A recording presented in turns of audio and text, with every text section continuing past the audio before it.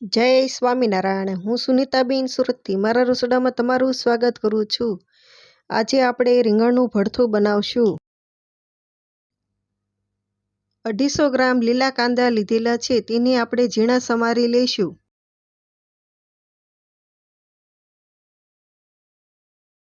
ચારસો ગ્રામ ભરથાના આવા મોટા રીંગણા લીધેલા છે. 2 નંગ ટામેટા, 1 લસણનો ગાંઠિયો, 2 મોળા મરચાં અને 3 તીખી મરચી લીધેલી છે.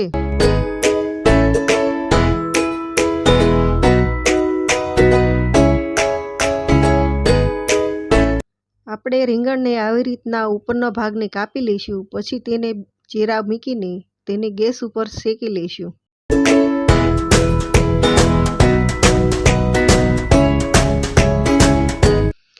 હવે ગેસ શરૂ કરીને રીંગણ અને ટામેટાં શેકવા મૂકી દઈશું.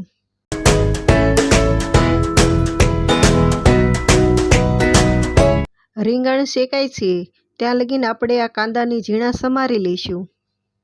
હવે આ મરચાંને પણ આપણે શેકી લઈશું. હવે આ શેકાઈ ગયા છે, તેને આપણે છાલ ઉતારી લઈશું.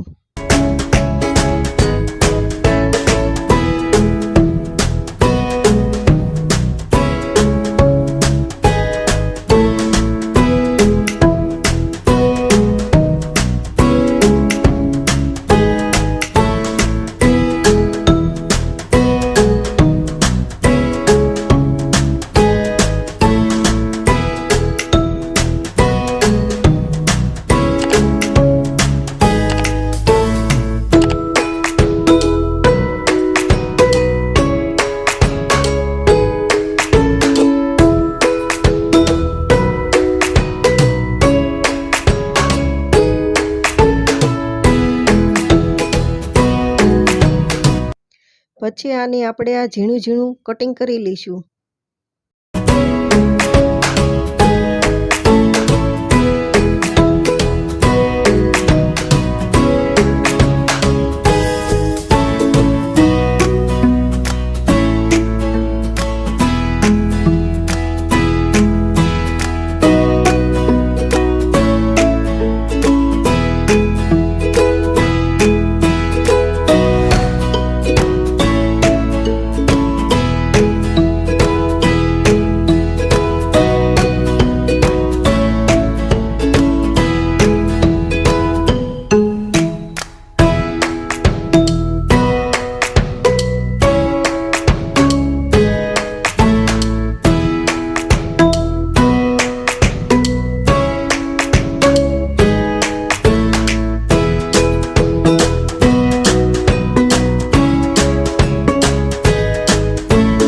હવે ગેસ શરૂ કરીને આપણે વઘાર માટે તવલું મૂકી દઈશું.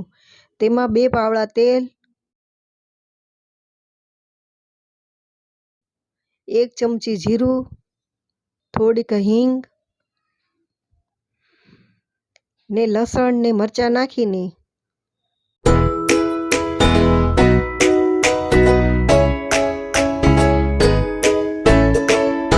પછી તેમાં લીલા કાંદા નાખશું.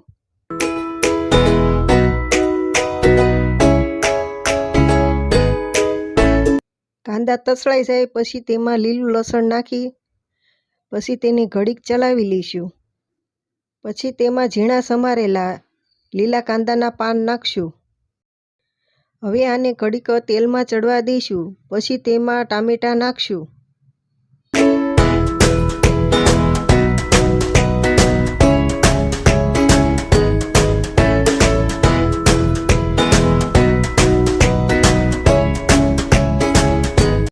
પછી તેમાં સ્વાદ અનુસાર મીઠું, અડધી ચમચી હળદર નાખીને શેકેલા રીંગણનું ભરથું નાખી દઈશું. પછી તેને બરાબર મિક્સ કરીને 2 મિનિટ ચડવા દઈશું.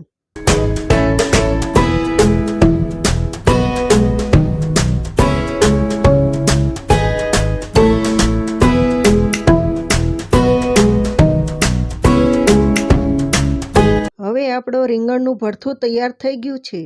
તેની ઉપર ધાણા નાખીને તેને સર્વ કરી લઈશું.